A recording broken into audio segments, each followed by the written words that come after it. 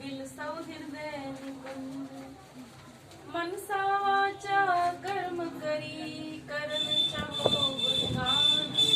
युगल कृपा कर कीजिए सदानंद उद्धाम। युगल कृपा कर कीजिए वो श्री श्यामावर श्याम।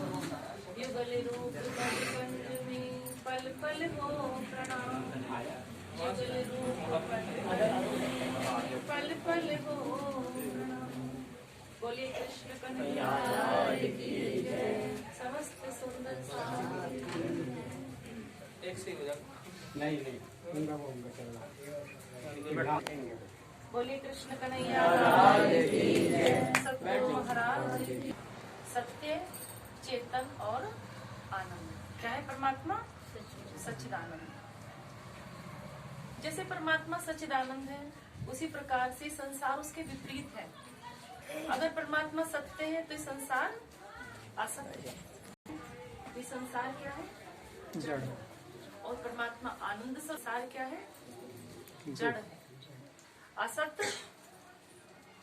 परमात्मा सत्य है तो संसार असत्य है। वो चेतन है तो ये क्या है? दुख रूप जड़ है। और परमात्मा क्या है? सत्य चिद। वो चेतन है तो ये क्या है? नश्वर है, ये मिटने वाला है, झूठा है, संसार मिथ्या है। और परमात्मा क्या है? अखंड है, अविनाशी है, आनंद स्वरूप है, तो ये संसार दुख रूप है। तो बिल्कुल उसके विपरीत है। यहाँ पर ये असत्य, जड़ और दुख है, और परमात्मा सत्य, चेतन और आनंद है। तो हम कितना भी संसार में रहें, किसी के भी निकट रहें, जब तक हम संसार में रहेंगे, इस माया का संग करेंगे, तो हम दुख से कभी अलग हो नहीं सकते। क्योंकि संसार ही क्या है? दुख का है। हम सोचें यहाँ पर संसार में मुझे शांति मिल जाए, मुझे आनंद मिल जाए, मुझे प्रेम का अनुभव हो, मैं किसका संग करूं ऐसा? क्योंकि ये संसार परिवर्तनशील है। यहाँ पर कभी उतार, कभी चढ़ाव, कभी अशांति, कभी मन शांत हो जाता है तो कभी अशांत हो जाता है, कभी दुख हो जाता है तो जीवन में कभी सुख हो जाता है। तो ये संसार क्या है? परिवर्तनशील है। तो इस संसार में रहते हुए हम सोचें कि हमें आनंद मिल जाए, हम एकदम शांत चित्त हो जाए, लेकिन जब तक हम इस संसार में हैं तब तक तो ये उतार चढ़ाव हमारा दूर नहीं होगा। क्योंकि संसार में हम दुख देखने आए हैं।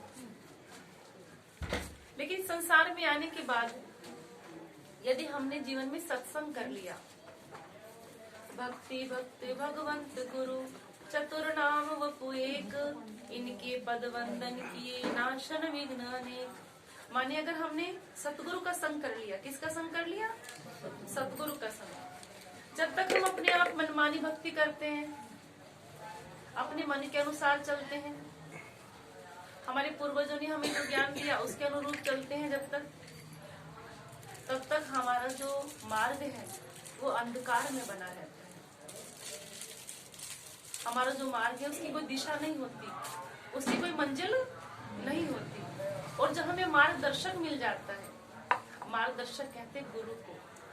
तो गुरु तो अनेक होते हैं संसार में, माता गुरु, पिता गुरु, टीचर गुरु।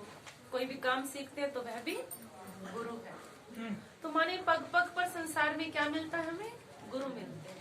लेकिन एक होते हैं मार्गदर्शक, माने जो हमें अध्यात्म की ओर बढ़ाएं, जो हमें सत्य की ओर ले जाएं, जो हमें चेतन से मिलाएं, जो हमें हमारी आत्मा की पहचान करा दे। तो वो कौन है? जो हमें हमारी आत्मा की क्या करा दे? पहचान करा दे। तो उसको क्या कहेंगे? सतगुरु।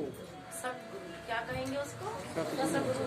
तो सतगुरु का सानिध्य लेना जरूरी है। लेकिन सतगुरु कैसा होना चाहिए ये भी तो समझना है। अगर सतगुरु पूर्ण है, सतगुरु को पूर्ण ज्ञान है, तभी तो हमें पूर्ण बना सकता है। कहते तुम सतगुरु दीपक भय कियो जो आप समान। अगर सतगुरु ने स्वयं अपने हृदय में प्रकाश कर लिया, सतगुरु स्वयं प्रकाशित हो गया, उसको सच्चिदानंद की पहचान हो गई, तभी तो वो हमें अपने समान बनाएगा। अगर सतगुरु ने अपने हृदय को क्या कर लिया? प्रकाशित कर लिया, वह सत्य के निकट पहुंच गया, सत्य की उसको पहचान हो गई, सतगुरु को भी। तभी तो वह हमें अपने जैसा ज्ञान दे करके हमारे हृदय को भी प्रकाशित करके हमें उस पूर्ण परमात्मा से क्या कर देगा, मिला देगा। और हमने किसी का भी सत्संग सुन लिया, सत्संग क्या सुन लिया, आजकल तो ऐसा होता है हम चले जाते हैं किसी भी गुरु के पास में कहीं भी, तो हम सोचते हैं बस हमारी कोई भी इच्छा पूरी हो जाए। क्या हो जाए, हमारी इच्छा पूरी करना चाहते हैं, हमें आत्मज्ञान हो, हमें परमात्मा की निकटता प्राप्त हो, हमें सत्य की पहचान हो, हमें इसका भान नहीं होता।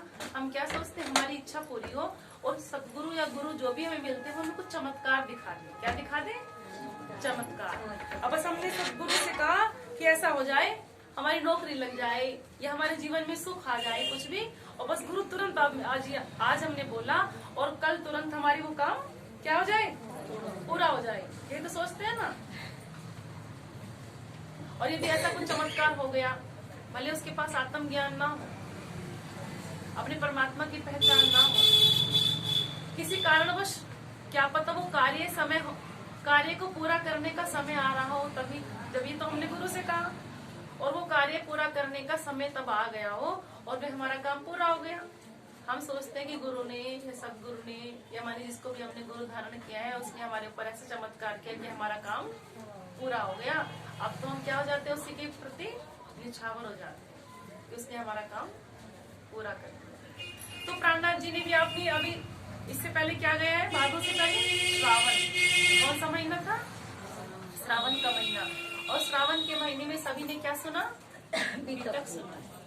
तो बीतक में आपने चिंतामणि का प्रसंग सुना होगा। चिंतामणि क्या थे, कबीर पंथी थे। कौन थे, कबीर पंथी थे, जिनके हजारों शिष्य थे। तो प्राणनाथ जी जब गए ठट्टा नगर में, प्राणनाथ जी को पता चला कि चिंतामणि नाम के बहुत बड़े विद्वान है जो कबीर पंथी है, तो चलो चल करके उनका दर्शन करना चाहिए। तो स्वामी प्राणनाथ जी स्वयं चल करके, वो पूर्ण ब्रह्म है, सच्चिदानंद है, पूर्ण की पहचान है, लेकिन फिर भी उनके अंदर जरा भी अभिमान नहीं है। और वो चल करके अपने माने जहाँ पर रुके हुए थे वहां से चल करके किसके पास जाते हैं, चिंतामणि के पास जाकर के प्रणाम करते हैं। चिंतामणि ने पूछा, भगत जी आप कौन हैं? कहा मैं तो प्रदेश से आया हूँ और आपके ज्ञान की बड़ी मैंने चर्चा सुनी है, आप बहुत बड़े विद्वान हैं, बहुत अच्छा ज्ञान सुनाते हैं। कि अच्छा, तो मैं आपसे कुछ सुनने आया हूँ। तो ठीक है, आपको कुछ आता है तो आप मुझे दीजिए, और यदि मुझे ज्यादा आता है तो आप मुझसे लीजिए। कहा प्राणनाथ जी ने कि देखो मैं तो आपसे सुनने ही आया हूँ, मैं कुछ देने नहीं आया, मैं तो कुछ लेने के लिए आया हूँ। तो चिंतामणि बोलते हैं, अच्छा लेने आए हो तो बताओ क्या आप लोगे? कहो तो आपको चतुर्भुजी नारायण का दर्शन करा दूं, आप कहो तो झिलमिल नाथ का दर्शन कराऊं, ये कौन से परमात्मा की आपको पहचान कराऊं, ये बताओ, किसके आपको दर्शन कराऊं?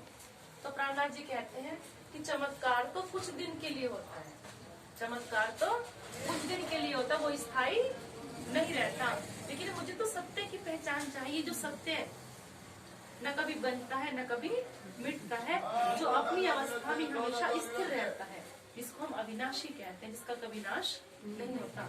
और चमत्कार हुआ भी थोड़ी देर के लिए, और थोड़ी देर बाद वो चमत्कार क्या हो जाता है, समाप्त हो जाता है। चमत्कार तो कभी स्थिर नहीं होता। तो मुझे चमत्कार नहीं देखना, मुझे तो सत्य की पहचान चाहिए। चिंतामणि तो तब वह किसकी साखी देते हैं, कबीरदास जी का एक साखी सुनाते हैं। लंबा प्रसंग है ये। तो कहते हैं, कोड़ी ते हीरा भयो, हीरा थे भयो लाल, और आधा भक्त कबीर है, पूरा भक्त कमाल। ये तो सुन रखा है, ये वाली साखी सुनाई तो सुनाया ना। ये तो कोड़ी ते हीरा भयो, हीरा ते भयो लाल, ये सुना है सभी ने, दृष्टांत नहीं सुना दो।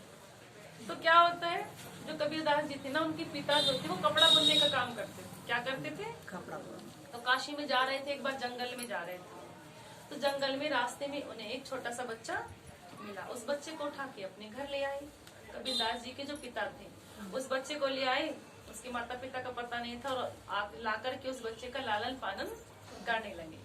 तो उन्होंने इस बच्चे को पाला। बाद में वही बच्चा बड़ा होकर के कबीर बना, तो जुलाहे का काम करते थे, कपड़ा बुनने का।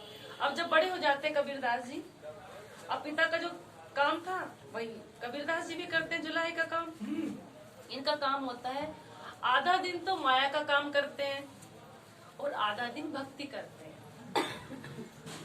अगर 10 रुपया कमाते हैं तो 5 रुपया संसार के लिए और 5 रुपया भगवान के लिए, धर्म के लिए खर्च करते हैं। माने आधा संसार का और आधा परमात्मा का, समय भी और धन भी। अगर 3 घंटा संसार का काम करेंगे तो 3 घंटा क्या करेंगे? भक्ति करेंगे। अगर 10 रुपया कमाएंगे तो 5 रुपया अपने व्यवहार में खर्च करेंगे और 5 रुपया कहाँ खर्च करेंगे? धर्म में खर्च करेंगे। तो ये उनका नियम था, तो आधा धर्म में खर्च करते थे। अब इनका पुत्र है कमाल। एक बार कबीरदास जी चले गए बाहर, सत्संग सुनाने जाते थे। आधा दिन काम किया और आधा समय सत्संग में रहते थे। तो कुछ दिन के लिए बाहर चले जाते कबीरदास जी। अब तो इनके पुत्र है कमाल। ज्यादा बड़ा घर नहीं है, छोटी सी झोपड़ी है कबीरदास जी की, जो बहुत मेहनत करके आधा आधा धन बचा करके उन्होंने अपनी झोपड़ी बनाई है और वहीं पर कपड़ा बुनने का काम करते हैं। कबीरदास जी चले गए बाहर, तो कमाल एक दिन बाहर घूम रहा था ऐसे। तो घूमते घूमते उसको एक राजकुमार मिला। कौन मिला? राजकुमार। अब राजकुमार ने उस बालक से पूछा कमाल से, भाई तुम कौन हो? तो अपना परिचय बताते कि मेरे पिता कबीर है और जुलाहे का काम करते, मौनी का बेटा हूँ। कहा तुम्हारे कपड़े तो बहुत फटे हुए हैं। अब मेरे पिता बहुत गरीब है, उनके पास बढ़िया कपड़ा नहीं है। तो ठीक है, तुम मुझसे दोस्ती कर लो और मैं तुम्हें अच्छा कपड़ा दूंगा। अब तो राजकुमार ने क्या किया, जैसा अपने आप कपड़ा पहनते थे ना, वैसा ही राजकुमार ने कहा कल इसी दिन मुझे यहाँ पर मिलना, मैं तुम्हें बढ़िया कपड़ा ला के दूंगा। अब तो राजकुमार ने अपने जैसा सुंदर वस्त्र किसको दिया? कमाल को दिया। अब तो कमाल भी राजकुमार के जैसा बन गया, बड़ा खुश हो जाता है।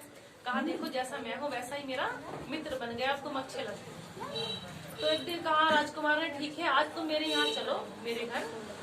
अब तो मेरे मित्र बन गए हो तो मेरे घर चलो। कमाल को लेकर के राजकुमार महल में चले जाते हैं और महल में जाकर के कमाल ने देखा अरे तो बड़ा ऐश्वर्य है, चारों तरफ सोने चांदी जवाहरात के महल बने हैं, इतनी सुंदर व्यवस्था है। कहा आपका महल तो बड़ा सुंदर है राजकुमार। कहा अच्छा, 56 प्रकार का भोजन ग्रहण करते हैं, बड़ा खुश हो जाता है। तो इस तरह उनकी दोस्ती चलती रही। एक दिन फिर राजकुमार मिले। राजकुमार ने कहा कमाल आज तुम अपना घर मुझे दिखाओ। तुम मेरे घर भी गए, आज तुम अपना घर का दर्शन कराओ। कमाल सोचने लगा मेरे घर तो कुछ भी नहीं है, रोटी से झोपड़ी है मेरे पिताजी की। कहा राजकुमार से मित्र मेरा तो छोटा सा घर है, झोपड़ी है और मेरे घर देखने लायक नहीं। कहा कोई बात नहीं, तुम मुझे अपने घर लेकर के चलो। तो कमाल लेकर के चला जाता है झोपड़ी में।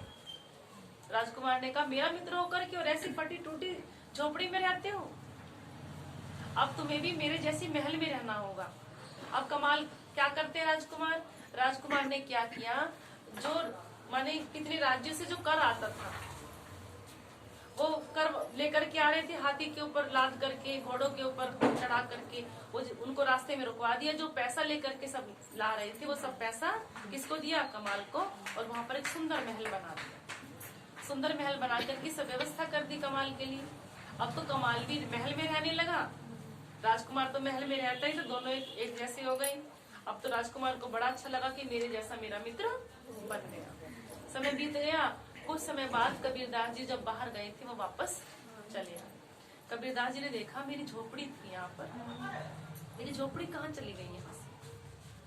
तो देखा, सभी से पूछा तो झोपड़ी किनारे कर दिया था कबीरदास जी। कबीरदास जी ने कहा यहाँ ये महल किसका है? तो कमाल बाहर निकल के, आप पिताजी हमारा ही महल है, आप अंदर आओ। तो कबीरदास जी अंदर नहीं गए कि महल कहाँ से आया, तो सारी बातें बताई कि राजकुमार से मैंने मित्रता की, राजकुमार ने मुझे अपना मित्र बनाया और देखो मुझे कपड़ा दिया, ये महल बनाया, खाने की सब व्यवस्था की, सभी उसने दिया। कबीरदास जी बोले बेटा मैंने मेहनत करके एक एक पैसे जुटा करके अपनी ईमानदारी से झोपड़ी बनाई है, किसी से कभी मांगा नहीं, कभी किसी के सामने हाथ नहीं फैलाया, और अपनी ईमानदारी की कमाई से क्या बनाई है? झोपड़ी बनाई है।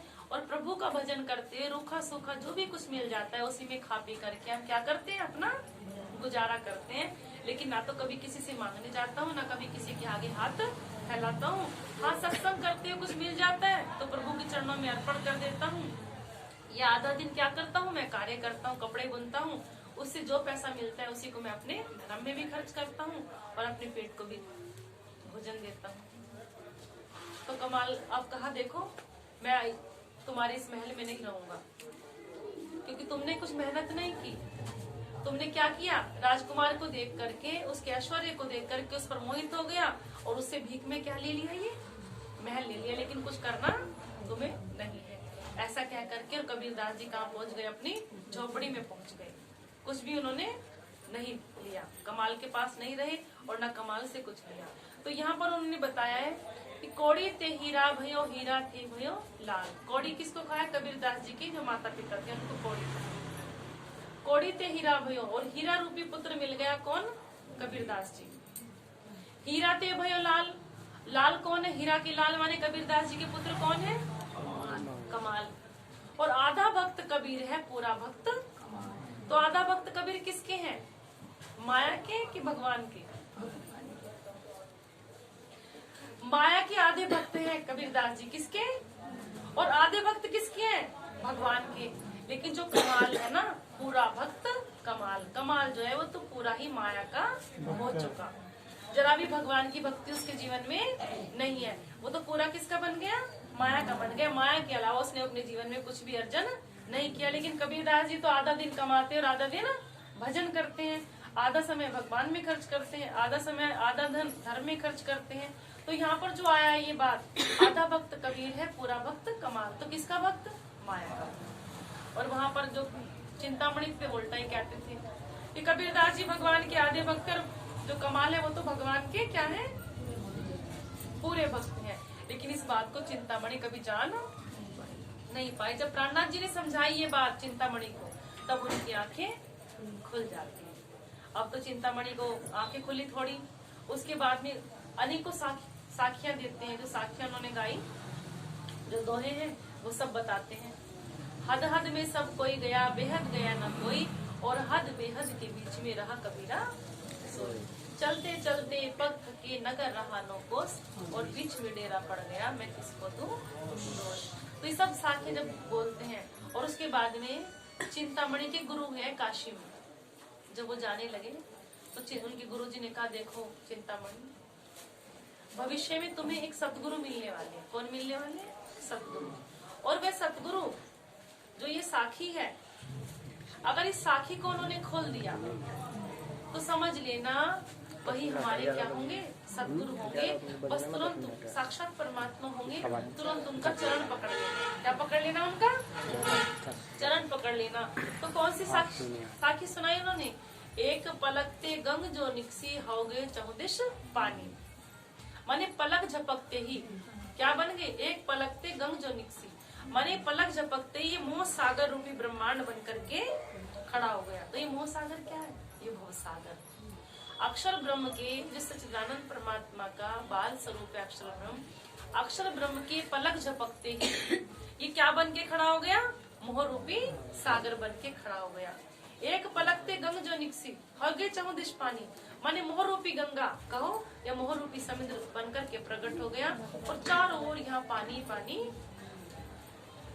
वो पानी माने उस पानी के अंदर, इस मोह रूपी सागर में क्या होता है, दो पर्वत ढक लिए इस पानी ने। कौन कौन से, सत्य।